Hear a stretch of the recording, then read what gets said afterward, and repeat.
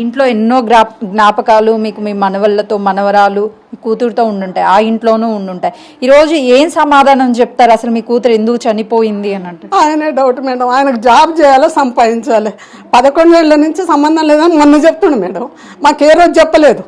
GRP పోలీసుల దగ్గర కూడా నేను చెప్పిన 11-12 ఏళ్ల నుంచి సంబంధం లేదంటుండు. మరి నా బిడ్డ ఆస్తి ఎందుకు మేడం? నీకు సంబంధమే లేనప్పుడు ఆస్తి వదిలి నువ్వు మసాలా ప్యాకెట్లు అమ్మినోని నీకు బంగారం ఎక్కడిది? మేమిద్దరం కలిసి కొనుక్కున్నాం. మేము స్కీమ్ లాగా ఉంటుంది మేడం, అందులో 10 నెలలు కడితే అది అవసరమైన ఖర్చు అవి ఉన్నాయి మేడం. మేమిద్దరం కలిసి కొనుక్కున్నాం.